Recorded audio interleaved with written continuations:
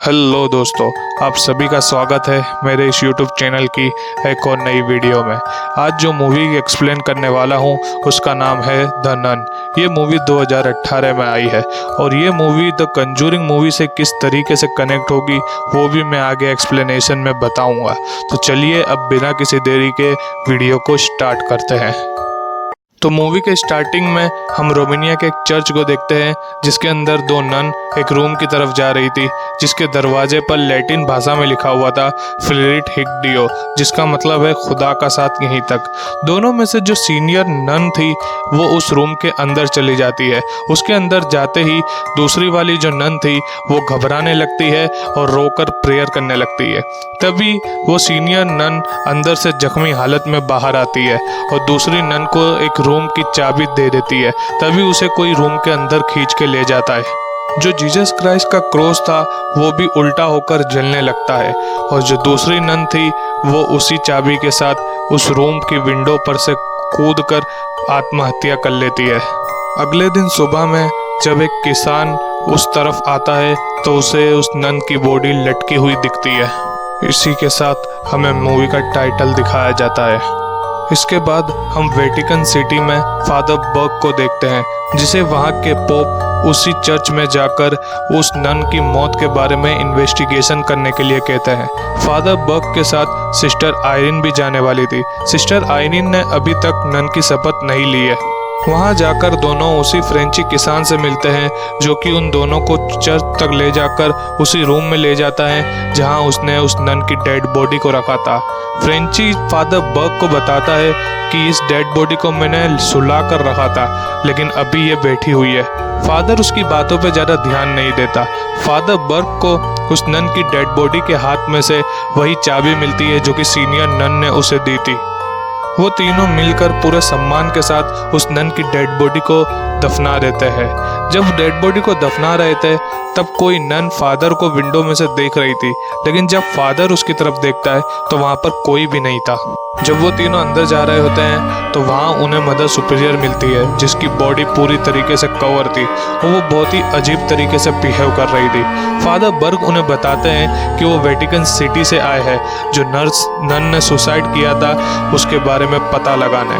Mother superior उन्हें बताती है कि यहाँ हालात ठीक है और यहाँ पर किसी भी तरीके की इन्वेस्टिगेशन की कोई ज़रूरत नहीं है, लेकिन फिर भी फादर बर्ग इंसिस्ट करते हैं। तो मदर सुपीरियर उनसे कहती हैं कि आप लोग चर्च के अंदर कल आ जाना, अभी सभी नर्स का प्रेयर का टाइम हो गया है। वो उन्हें चर्च के बाहर एक रूम में रुकने के लिए कहती है। फादर बर्ग और सिस्टर आयरीन उस रूम में रुक जाते हैं जबकि फ्रेंची को वो वापस भेज देते हैं। रात को घर वापस जाते वक्त फ्रेंची को कब्रिस्तान में एक नन दिखती है। जब वो उसे पास जाके देखता है तभी एक नन की लाश उसके ऊपर लटकती हुई आती है और तभी वो उसके ऊपर हमला कर देती है। वो एक तरीके की ज़ॉम्बी नन थी। फिर भी फ्रेंची जैसे तैसे उससे बचकर भाग निकलता है। वहीं दूसरी तरफ फादर बर्ग सिस्टर आयरीन को बात करते वक्त बताते हैं कि उन्होंने एक छोटे लड़के जिसका नाम था डेनियल उसका एक्सोर्सिज्म किया था जिसके ऊपर शैतान हावी था। एक्सोर्सिज्म करते वक्त तो वो लड़का शांत हो गया था, लेकिन उसके कुछ दिनों बाद वो मर गया। उस लड़के की मौत का फादर बर्ग को बहुत अफसोस था। तभी रात को जब सब सो रहे थे एक म्यूजिकल इंस्ट्रूमेंट अचानक से चालू हो जाता है जिसकी आवाज़ सुनकर फादर बर्ग भी उठ जाते हैं। जब फादर बर्ग चर्च के बाहर कब्रिस्तान में जाते हैं तो वहाँ पर उन्हें डेनियल मिलता है जिसके मुंह से सांप निकलता है और वो सांप फादर बर्ग के ऊपर अटैक कर देता है। उससे बचने के चक्कर में फादर बर्ग वहाँ पर मौजूद एक खुला कॉफिन था उसी के अंदर जाकर गिर जाते हैं। तभी सिस्टर आयरीन की भी आंख खुल जाती है। जब वो रूम में देखती है तो हम देख पाते हैं कि उसके पीछे एक शैतानी नन खड़ी है। जब सिस्टर आयरीन चर्च के प्रेयर हॉल में पहुंचती हैं तो वहां दीवार पर उन्हें एक बड़ा सा साया दिखता है जो कि उनके पीछे आ जाता है।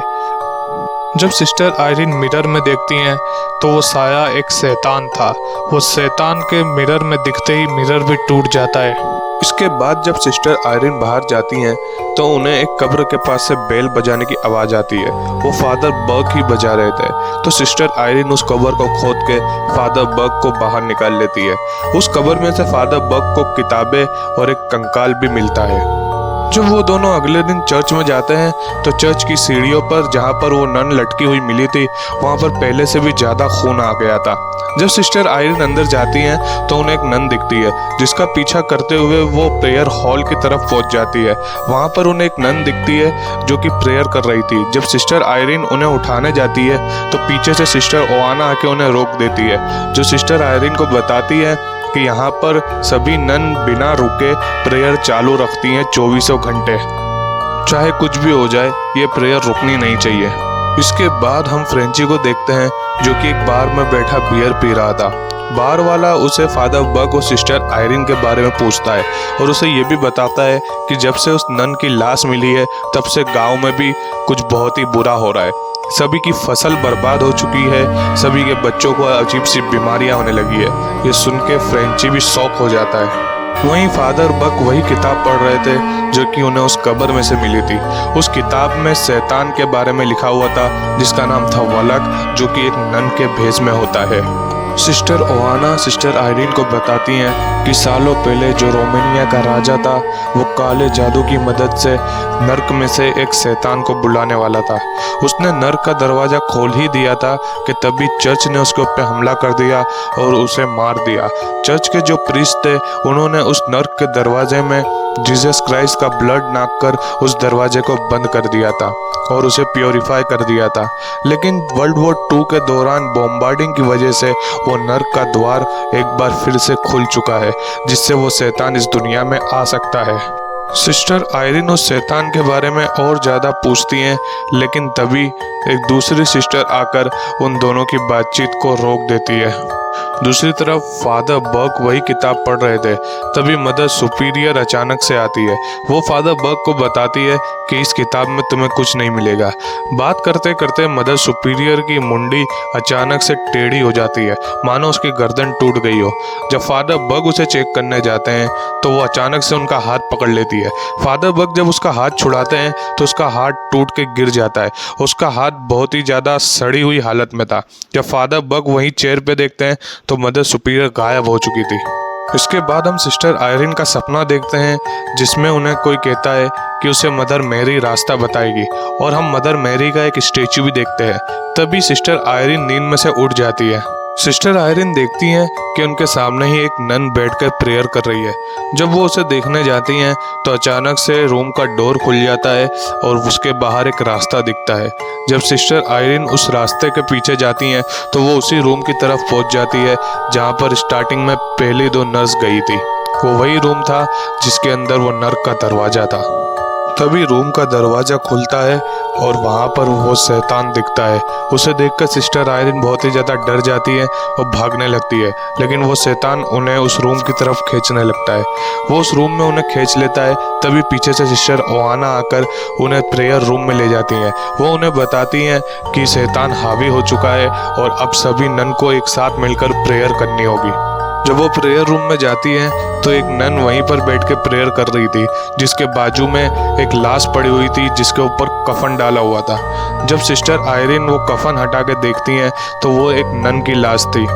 तभी फादर बक को भी डैनियल दिखता है जो कि उनके ऊपर हमला कर देता है। फादर बक किसी तरीके से उससे अपना पीछा छुड़वाते हैं, लेकिन तभी वो नन वाला शैतान यानी कि वलक उनके सामने आ जाता है, जिसे देखकर फादर बक वहाँ से भाग जाते हैं। इसके बाद चर्च की सभी सिस्टर प्रेयर हॉल में आ जाती हैं और सभी एक साथ मिलकर प्रेयर स्टार्ट कर देती है। उनके साथ सिस्टर आयरिन भी प्रेयर करने लगती है।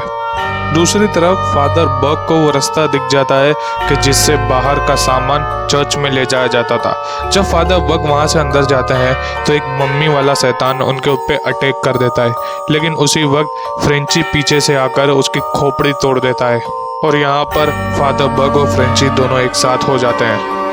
सभी नन को एक अजीब सा झटका लगता है और सभी दूर जाके गिर जाती हैं। सिर्फ एक सिस्टर आयरीन ही बचती है जो कि अपनी प्रेयर चालू रखती है, लेकिन उसके भी शैतान कपड़े फाड़कर उसकी पीठ पे उसे जख्म देने लगता है।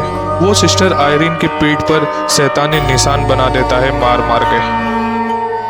इसके बाद फ्रेंची और फादर बग भी वहाँ आ जाते हैं। सिस्टर आयरीन उन्हें जाके बताती हैं कि वो सभी नन के साथ प्रेयर कर रही थी, लेकिन जब फ्रेंची और फादर बग वहाँ देखते हैं तो वहाँ पर कोई दूसरा और नहीं था।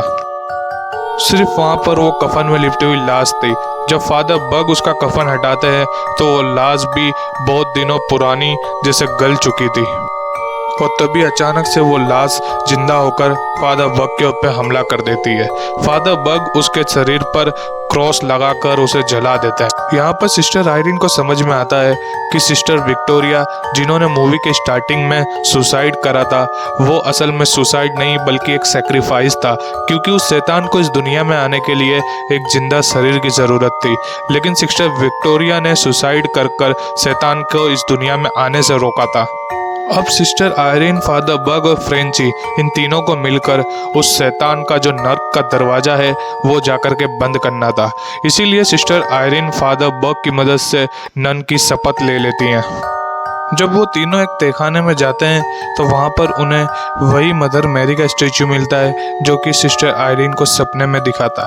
वो स्टैचू की उंगली पर सूरज की किरणें पड़ रही थी और वो किरणें सामने मौजूद दीवार में मौजूद एक की होल की तरफ इशारा कर रही थी।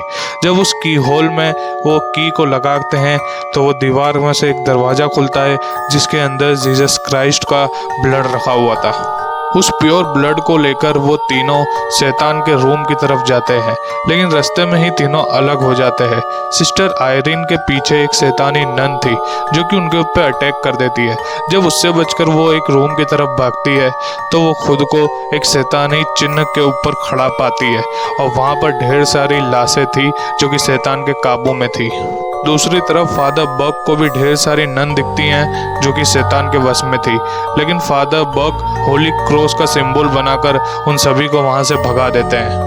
जब फ्रेंची सिस्टर आयरीन के पास आता है तो उन्हीं सब आत्माओं के बीच में से होके जाता है और सिस्टर आयरीन उसी सिंबल के ऊपर हवा में लटकी हुई थी। जब फ्रेंची उनको चेक करता है तो वो पजेस्ड हालत में थी। सिस्टर आयरीन को उसी शैतान ने अपने काबू में ले लिया था। वो फ्रेंची के ऊपर अटैक कर देती है, उसे दीवार में लटका देती है। सिस्टर आयरीन फ्रेंची को मारने ही वाली थी, लेकिन तभी फ्रेंची उनकी कमर पे मौजूद जीसस क्राइस्ट के ब्लड को निकालकर उसके चेहरे पे लगा देता है। तभी शैतान सिस्टर आयरीन के शरीर में से बाहर आ जाता है। वो फ्रेंची का गला दबाने लगता है जिससे फ्रेंची बेहोश हो जाता है। वो शैतान सिस्टर आयरीन को वहीं पर मौजूद एक तालाब के अंदर फेंक देता है। फादर बग के ऊपर भी डेनियल की आत्मा अटैक कर देती है। सिस्टर आयरीन को उसी तालाब के अंदर वो शैतान दिखता है जो कि तालाब से बाहर आकर सिस्टर आयरीन के ऊपर अटैक कर देता है। वो उसका गला दबाकर पानी में डुबाकर उसको मारने वाला था, लेकिन सिस्टर आयरीन पानी के अंदर ही जीसस क्राइस्ट का जो ब्लड था वो अपने मुंह में पी लेती है पानी के साथ ही। और जब शैतान उसका गला दबाकर उसको हवा में उठा लेता है तो उस शैतान के ऊपर ही उस जीसस क्राइस्ट के ब्लड वाला पानी मुंह से डाल देती है। वो ब्लड उस पानी में भी गिर के मिक्स हो जाता है, जिससे शैतान बहुत ही ज़्यादा कमज़ोर हो जाता है और उसकी हालत ख़राब हो जाती है और वो शैतान अपनी दुनिया में यानी कि नर्क में वापस भाग जाता है। फ्रेंची सिस्टर आयरीन को उस तालाब में से निकालता है जो कि बेहोश हालत में थी, तो उन्हें होश में लाता है। अब क्योंकि शैतान वहाँ से भाग चुका था तो फादर बग और सिस्टर आयरीन ये डिसाइड करते हैं कि इस चर्च को वो ऐसे ही बंद रहने देंगे और वो दोनों भी अपने घर के लिए रवाना हो जाते हैं। हम यहाँ पर देख पाते हैं कि फ्रेंची की गर्दन पर उल्टे क्रॉस का निशान है, जो कि ये संकेत है कि वो शैतान का कुछ अंश अभी भी फ्रेंची के अंदर है। इसके बाद हमें 20 साल बाद का सीन दिखाया जाता है और हम वही एड और लॉरेन के सेमिनार को देखते हैं जो कि द कंजूरिंग 1 का सीन है। इसमें हमें यही बताया गया था कि एक फ्रेंच किसान जो कि फ्रेंची ही था और वो शैतान के काबू में था, और वो शैतान कोई और नहीं बल्कि वही वलक था। यहाँ पर लॉरेन को भी वो वलक की एक झलक दिखती है और हमें बताया जाता है कि फ्रेंची को जब उस शैतान ने अटैक किया था तो वो शैतान ने अपना कुछ अंश फ्रेंची कैंची के अंदर डाल दिया था। यहाँ पर हम कैरोलिन को भी देखते हैं और इसी के साथ ये मूवी एंड हो जाती है। तो दोस्तों, आप लोगों को ये मूवी एक्सप्लेनेशन कैसा लगा कमेंट करके ज़रूर से बताना, और वीडियो को लाइक करना और चैनल को सब्सक्राइब करना ताकि आगे आने वाली वीडियोस की नोटिफिकेशन आप सभी को मिल जाए। अभी इस मूवी का पार्ट 2 भी आना बाकी है, जिसकी वीडियो भी मैं जल्द ही लाऊंगा। मैंने द कंजूरिंग के तीनों पार्ट डिस्कस कर रखे हैं, उनकी भी वीडियो आप चैनल पर जाकर चेकआउट कर सकते हैं। नेक्स्ट वीडियो आने तक के लिए गुड बाय।